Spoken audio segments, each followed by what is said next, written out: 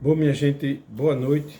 Estamos aqui de volta para ver se a gente consegue concluir, mas acredito que hoje talvez não consigamos concluir essa parte de informações a respeito do processo de declaração de nulidade matrimonial, porque, como combinamos, hoje nós vamos falar sobre a reforma no Código de Direito Canônico processada pelo Papa Francisco, através deste documento chamado Mit Iudex Dominus Iesus, que quer dizer Senhor Juiz, misericordioso juiz, o Senhor Jesus. Ou seja, o Senhor Jesus que é o misericordioso juiz.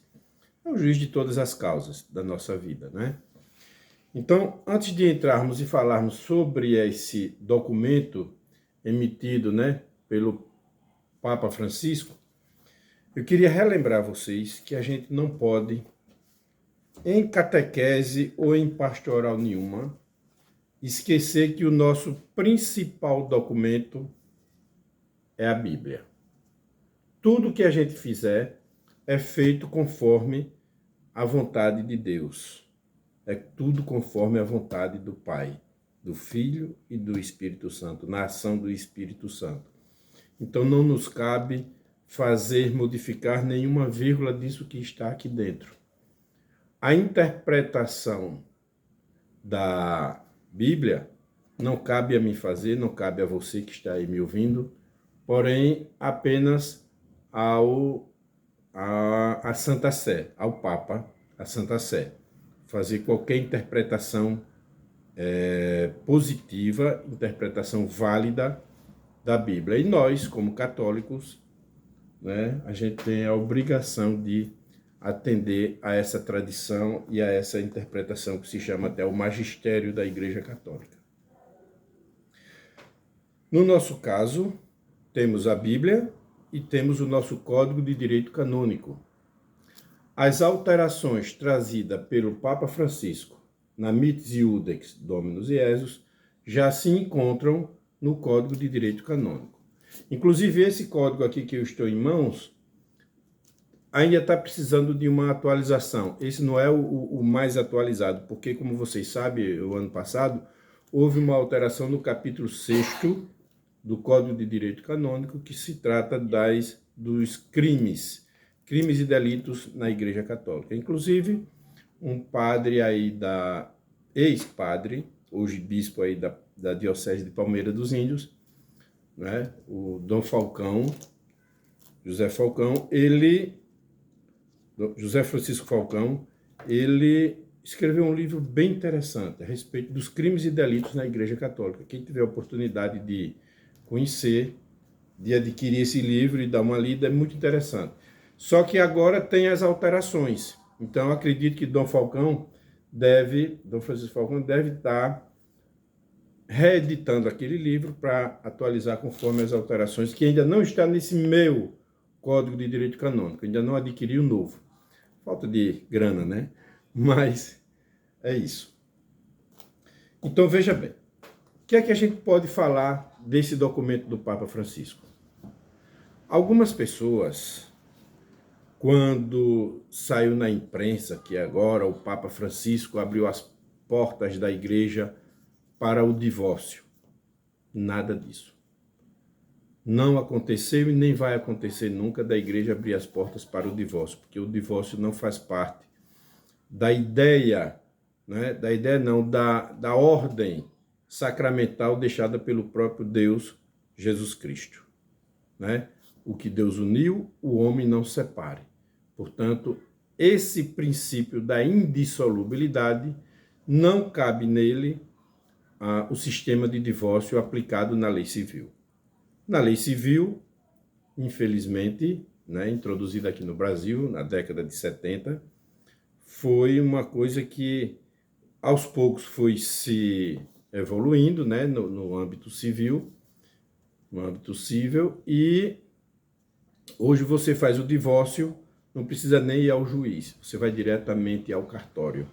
Casa hoje, tendo ou não tendo filhos, tendo ou não tendo, de qualquer jeito que você quiser, olhar para a mulher hoje, sonhar e ver que ela olhou diferente com você, amanhã de manhã você vai no cartório diretamente do cartório e já pede o divórcio porque não quer mais viver com aquela pessoa. E é direito seu, no âmbito civil, fazer isso, tá? Na Igreja Católica, não. Uma vez unido em sacramento de matrimônio, só se dissolve esse vínculo matrimonial prioritariamente com a morte de um dos dois, tá? Esse é o princípio básico, a indissolubilidade. Agora, todos aqueles casos que nós já observamos, nós já vimos nessas aulas anteriores, pode sim o tribunal eclesiástico, ao analisar determinado fato que aconteceu naquele matrimônio, se encontrar falhas, ilícitos, erros que possam levar a uma declaração de nulidade desde o início, aí o tribunal vai fazer essa declaração de nulidade. Jamais foi intenção do Papa Francisco, através desse documento, dizer que na igreja tem ou vai acontecer divórcio. Não. A mens legislativa, ou seja, a intenção do legislador, que é o Papa, foi que os tribunais que se encontram instalados em toda a esfera católica, seja no rito latino, seja no rito oriental, devem dar uma resposta mais rápida, mais eficaz aos processos de declaração de nulidade. Por exemplo, se eu entro, antigamente, há uns 5, 6 anos atrás, quando se entrava com um processo de declaração de nulidade, ele normalmente passava, no mínimo, 3, 4 anos, para poder sair uma sentença de primeiro grau. Daqui que viesse a última sentença, pode contar aí 5, 6, 7, tinha casos até de 10 anos, para que a pessoa tivesse a resposta se aquele seu casamento foi ou não foi um casamento válido. Tá certo? Então, o Papa Francisco, com esse documento, ele chamou os bispos, né, cada um a sua responsabilidade, dizendo, você é o pastor das suas ovelhas. Então, você, como pastor das suas ovelhas, não tem que esperar pela decisão de A, B ou C para poder dizer ao seu súdito, né, ao seu discípulo, se aquele casamento dele foi válido ou não. Você mesmo, bispo, é quem tem que criar na sua diocese o seu tribunal eclesiástico. Isso ele diz aqui nesse documento. E determinou que cada diocese organizasse o seu tribunal eclesiástico. Vou dar um exemplo. Aqui em Alagoas, nessa época em que foi lançado esse livro, não tinha nenhum tribunal eclesiástico. As 3 dioceses que nós temos aqui, que é a Arquidiocese de Maceió, Diocese de Palmeira dos Índios e Diocese de Penedo. Essas 3 nossas dioceses, como de todo o Nordeste, se concentrava no Tribunal Eclesiástico do Recife. Ou seja, 29 dioceses mandava todos os seus problemas de separação, de dissolução, declaração de nulidade de casamento, todas as dioceses mandavam os processos lá para Recife.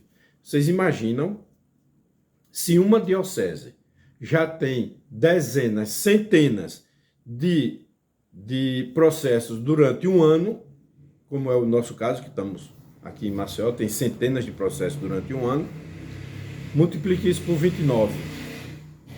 E, claro, dioceses muito maiores que Maceió, por exemplo, de Recife, Olinda, de Fortaleza, de Salvador, enfim, tem vários capitais e dioceses, ou arquidioceses, que são muito maiores que a nossa. No entanto, todos eles se concentrava o processo de primeira instância lá em Recife. Depois de Recife, nós tínhamos um tribunal de segunda instância lá em Fortaleza, no Ceará. Então, os processos que eram julgados aqui em Recife, obrigatoriamente ele tinha que ter uma segunda instância. Era o chamado duplo grau de jurisdição. Então, repare, o processo passava 3, 4 anos para ser julgado aqui na primeira instância, porque é o seguinte, vamos dizer, eu vou entrar com um processo de declaração de nulidade, eu moro em Maceió. Procuro uma pessoa aqui em Maceió, me orienta, vou organizar a documentação e encaminho para essa pessoa aqui em Maceió. Essa pessoa vai juntar toda a documentação, o nome das testemunhas e vai mandar esse material, na época, né? Mandava esse material para Recife, para o Tribunal de Recife. Recife ia analisar, saber se estava tudo conforme. Se tivesse alguma coisa faltando ou precisando consertar, mandava via correio novamente de volta para Maceió. Maceió ia olhar, ia ver, não sei o quê, corrigir o que estava de errado, mandar de novo para Recife. Quando chegava em Recife, aí o vigário judicial lá ia olhar e dizer, não, dá para fazer, dá para abrir o processo. Então, mandava uma carta para o demandante, para mim no caso, se fui eu, para dizer, ó, Sírio, o seu processo foi aceito aqui em Recife. E aí eu mandava de volta, dizendo que tomei conhecimento daquele processo. Recife ia mandar uma carta para o demandado, a minha esposa, no caso, seria a demandada, dizendo, Tânia, o Sírio entrou com um processo de declaração de nulidade e está aqui a cópia do libelo, a cópia da petição inicial. Você concorda com esses termos? Você concorda com o processo de declaração de nulidade? Há alguma possibilidade ainda de retorno do casamento de vocês? E não sei o que, não sei o que. Fazia um bocado de perguntas a Tânia, a demandada. A demandada, quando era encontrada através do correio, ela ia dar sua opinião. Ou, no caso, viria para o tribunal, a Câmara, não era nem tribunal, era uma Câmara Eclesiástica aqui de Maceió. A Câmara quem ia chamar essa demandada e, através do tribunal, ela ia dar a resposta. Ou então o próprio Tribunal de Recife fazia diretamente para a demandada. Repare, não começou ainda o processo. Só nesse vai e vem do início, já se perdia aí 3, 4, 5 meses. Quando a demandada mandava de volta aquela informação, o processo, então, iria começar. Aí o que é que acontece? O vigário judicial de lá ia formar o corpo de juízes, citar, chamar o processo o defensor do vínculo, o padre que vai dizer que o casamento da gente era válido, ia nomear uma defensora para a parte, para o demandante, chamada de postuladora do processo, isso lá de Recife, que não me conhece, apenas ia ler aquele meu, e nunca falou comigo, mas ia ler aquele meu libelo, e ia dizer, tá, eu vou defender esse cara aí, essa pessoa. Repare, a distância e a dificuldade de comunicação entre as partes. Depois de começar esse processo, todos os atos processuais, Recife mandava para Maceió, Maceió executava, por exemplo, ouça as testemunhas. Aí o tribunal aqui, a Câmara de Maceió ia chamar as testemunhas, ouvia, mandava para Recife. Precisava corrigir alguma coisa? Mandava de volta para Maceió. Corrigia? Mandava de volta para Recife. Então, repare o vai e vem que é esse processo. Isso tudo através dos correios, com a eficiência, né, dos correios. Às vezes estava tudo bem, era até rápido o correio. A culpa não era dos correios, mas acontece que havia, às vezes, greve nos correios, perda de material no vai e vem, no traslado, enfim, sempre tinha vários problemas. O Papa Francisco disse, vamos acabar com isso. Cada diocese tem que colocar o seu tribunal. Maceió, Arquidiocese de Maceió, Palmeira dos Índios, Penedo, Paraíba, no caso João Pessoa, e todas as dioceses que tem na Paraíba, todas do Rio Grande do Norte, todas do Ceará, enfim, todas as dioceses, cada uma. E aí, nesse documento, o Papa também disse, bispo, você é quem é o responsável pela administração e pela condução do seu tribunal. Forme o seu tribunal. Se não tiver pessoas já preparadas para isso, chame padres, organize aí a equipe de padres e leigos, para fazerem cursos de mestrado, doutorado na área do direito canônico, para então essas pessoas começarem a atuar nos tribunais.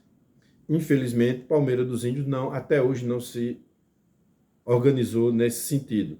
Penedo também não, e continua Penedo e Palmeira dos Índios ainda ligado a Recife, como eu já citei em algumas outras aulas anteriores. Graças a Deus, a gente já tinha aqui em Maceió a chamada Câmara Eclesiástica de Maceió, que era ligado a Recife, né, ao Tribunal Regional do Nordeste II, e aí com essa determinação do Papa, nós nos tornamos independentes de Recife. Então, hoje, os processos que começam aqui em Maceió, terminam aqui em Maceió.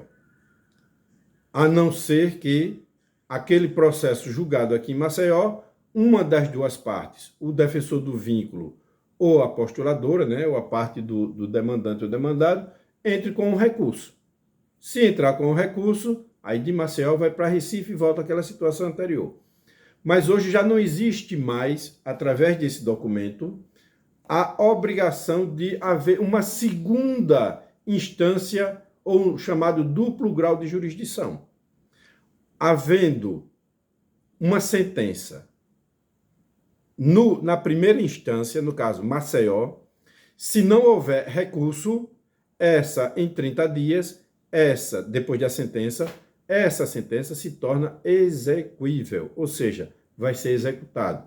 Se foi pela declaração de nulidade, o próprio tribunal vai mandar uma cartinha para a igreja onde a pessoa casou, uma cartinha para a igreja onde as pessoas se batizaram, dizendo: esse casamento, aquele casamento ali, foi declarado nulo pela Igreja Católica.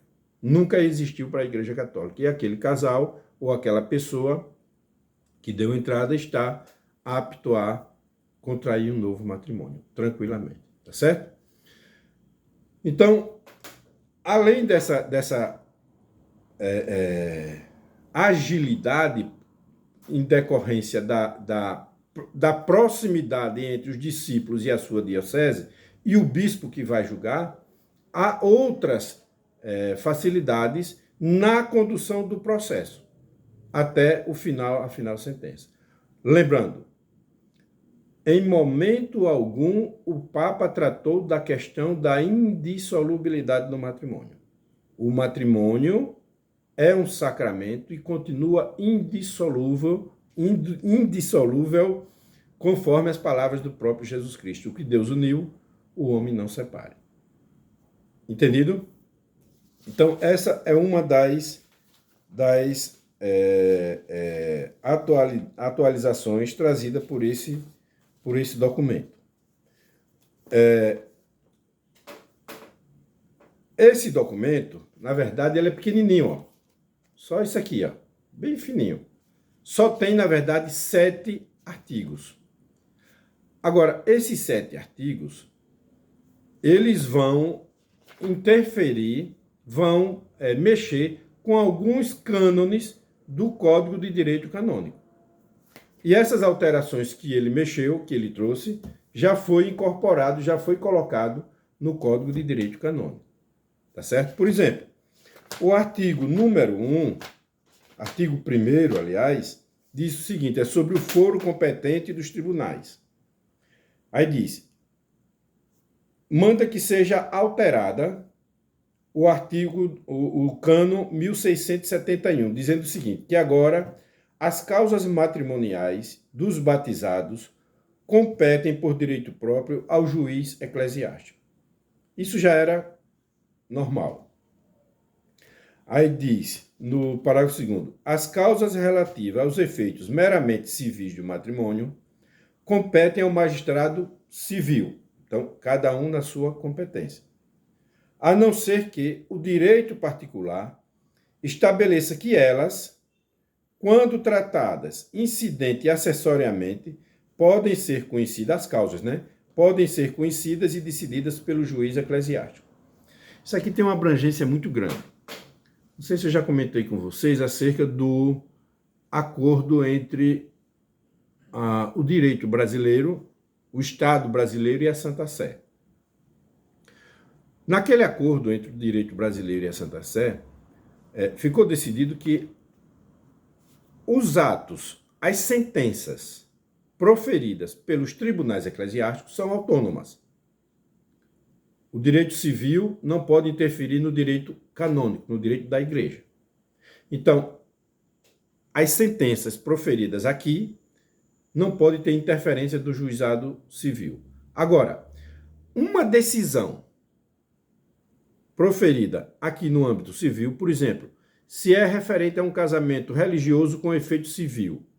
Ora, se ele é religioso e dá um efeito civil, se esse casamento religioso dá um efeito civil, aí o acordo entre Brasil e Santa Sé, Brasil e o Vaticano, diz o seguinte: as sentenças que forem confirmadas pela Santa Sé, ou seja, pela Rota Romana, que é o Tribunal Judicial da Santa Sé, é a Rota Romana, uma sentença, por exemplo, que foi proferida aqui em Maceió, foi confirmada lá na Santa Sé, essa sentença retorna para o Brasil através do STJ, Superior Tribunal de Justiça, como uma norma infraconstitucional, ou seja, como verdadeira. Se, por exemplo, um casamento foi declarado nulo na Igreja Católica, confirmado lá em Roma, o tribunal do STJ aqui, o Tribunal Superior de Justiça do Brasil, vai apenas dizer e afirmar e confirmar que esse casamento que foi realizado religioso com efeito civil também é declarado nulo. Isso tem um alcance muito grande. Por quê? Porque uma coisa é você providenciar um divórcio.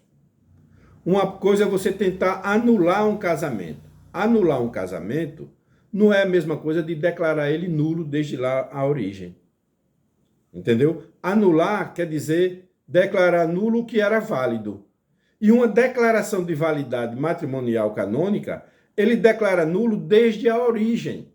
Então nunca existiu, não tem validade jurídica. Vai aí interferir em questões patrimoniais, em questões religiosas, em questões sociais, enfim, várias coisas, porque é muito mais profunda as consequências dessa declaração de nulidade. Tá certo? Nesse mesmo artigo 1º, ele mexe também com o cânon 1672. Quem tiver o seu Código de Direito Canônico, pode abrir aí, que eu vou ler aqui conforme já a modificação feita pelo Papa Francisco nessa Mitis Iudex Dominus Iesus. Se já tiver de acordo, é porque no seu código já está alterado. Se não, vocês depois vão ver que vai precisar atualizar o seu código aí. Então, no cânon 1672 diz assim: nas causas de nulidade do matrimônio, são reservados à Sé Apostólica, não reservada à Sé Apostólica, são competentes, primeiro, o tribunal do lugar, onde foi celebrado o matrimônio. Segundo, o tribunal do lugar, onde uma ou a outra parte tem domicílio ou quase domicílio. E terceiro, que o tribunal do lugar, no tribunal do lugar em que de fato deve ser recolhida a maior parte das provas. Esse cânon 1672 foi alterado para dar mais agilidade aos demandantes. Por exemplo, eu moro em Palmeira dos Índios. A Tânia mora em Maceió. Veja só. Eu moro em Palmeira dos Índios. A Tânia mora em Maceió. A gente se casou em Palmeira dos Índios. Mas eu não quero mexer com o meu casamento que aconteceu na igreja. Ora, mas a Tânia, vamos dizer que mora em Maceió, a gente se separou, ela já está vivendo a segunda união em Maceió, e lá ela tem interesse em que a igreja analise o fato do primeiro casamento que realizou comigo na igreja, para saber se o meu casamento com ela foi válido ou não.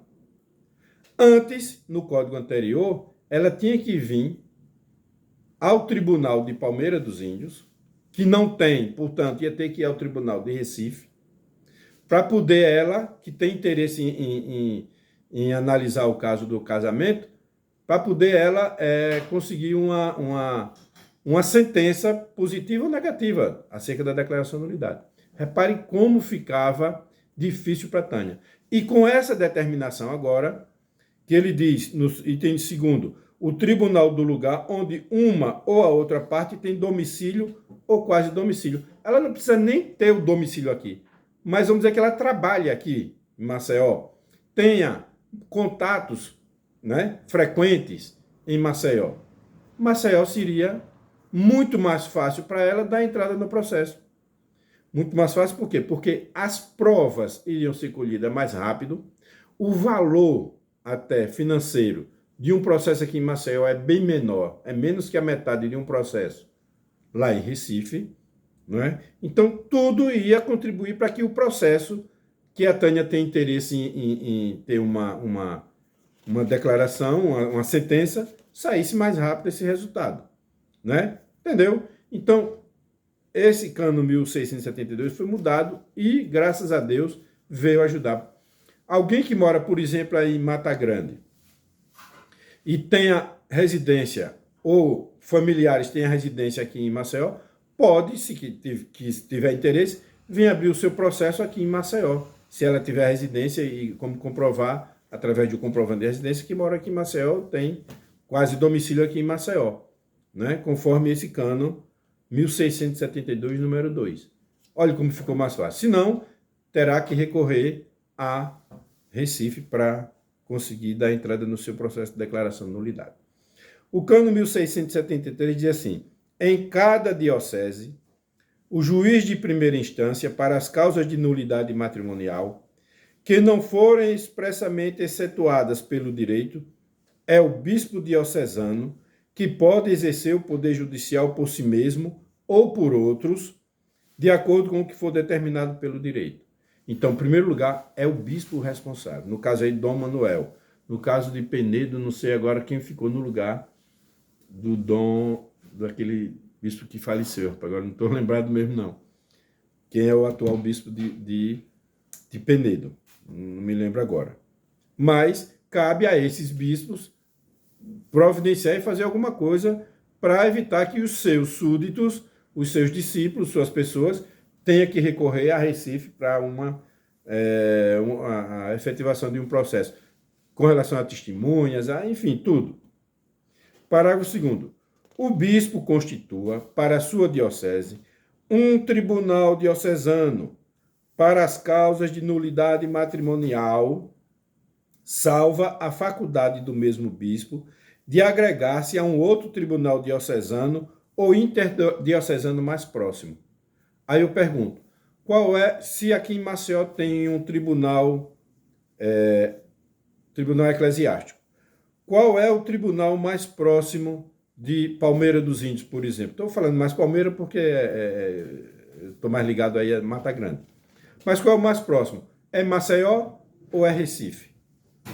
Claro que é Maceió. Quem é mais próximo de Penedo? É Maceió ou é Recife? Que tem que passar por dentro de Maceió para ir para Recife. Então, são essas coisas que os bispos nem isso estão observando e estão indo de encontro a esse cano 1673. Já era para estar sendo observado. Parágrafo 3º. As causas de nulidade matrimonial estão reservadas a um colégio de 3 juízes. Deve ser presidido por um juiz clérigo. Os outros 2 juízes também podem ser leigos. Aqui no nosso tribunal de Maceió, o tribunal eclesiástico é presidido pelo padre Everaldo, cônego Everaldo. Mas no colégio judicante, no colégio de juiz, ele coloca ele mesmo, porque só temos como padre ele, e agora chegou o Frei Evandro, né, como juiz eclesiástico. Mas antes era somente padre Everaldo, eu e doutor Manuel Tenório. Nós 2 como leigos. né? E apenas o padre Everaldo. Imagine todos os processos ser apenas ele quem deveria ser o presidente. Mas aí o bispo, por solicitação e também permissão, às vezes me coloca como presidente daquele turno, daquele juiz, e às vezes coloca o doutor Manuel também. Quarto, o bispo moderador, se não puder constituir um tribunal colegial na própria diocese ou numa outra mais vizinha, escolhida de acordo com a norma do parágrafo 2º, que eu acabei de falar, confia as causas a um único juiz clérigo, que, onde for possível, associará-se 2 assessores de vida comprovada, peritos nas ciências jurídicas ou humanas, aprovados para esse encargo pelo bispo. A esse único juiz clérigo, se não constar o contrário, serão atribuídas todas as competências que correspondem ao colegiado, ao presidente e ao ponente. Por exemplo, se o bispo daí de Palmeira dos Índios não tiver como constituir, não tiver pessoal suficiente para constituir um tribunal eclesiástico, ele determina um padre que tenha conhecimentos esses que eu falei, né? Se tenha conhecimento também na área do direito canônico, e constitui ele como juiz único. E esse juiz único vai se auxiliar de 2 assessores para dar efetividade aos processos canônicos de declaração de nulidade. Quinto, o tribunal de segunda instância, para a validade, deve ser sempre colegial, de acordo com o que está prescrito no anterior parágrafo 3º. E parágrafo 6º, do tribunal de primeira instância, apela-se para o Tribunal Metropolitano de segunda instância, salvo prescrito nos cânones 1438, 1439 e 1444. O que é isso? É dizer que, se não houver recurso, a situação está concluída aí na primeira instância. Tá? No caso, Maceió, qual é o tribunal a quem ele deve recorrer de segunda instância? O de Recife, porque já é um tribunal constituído e mais próximo aqui da gente. E a CNBB, no caso, é quem controla quais são os tribunais de primeira instância a qual o tribunal de segunda instância está interligado, e vice-versa, tá bom? Nós vamos parar por aqui, porque já passamos da meia hora, e no próximo encontro nós vamos continuar com o artigo 2º, que é do direito a impugnar o matrimônio, e etc, etc, etc, tá bom? Mostrando sempre que Papa Francisco, em momento algum, abriu as portas da igreja para segundos casamentos. Não. Na igreja só há um casamento, até que a morte os separe. Morreu um dos dois, aí sim, há possibilidade de um segundo casamento, porque a primeira parte, no primeiro casamento, uma das partes faleceu, a segunda parte que ficou viva tem sim o direito de ter o segundo matrimônio, tá bom? Fiquem com Deus e na próxima semana a gente continua falando sobre a Mitis Iudicis Dominus Iesus. Um abraço.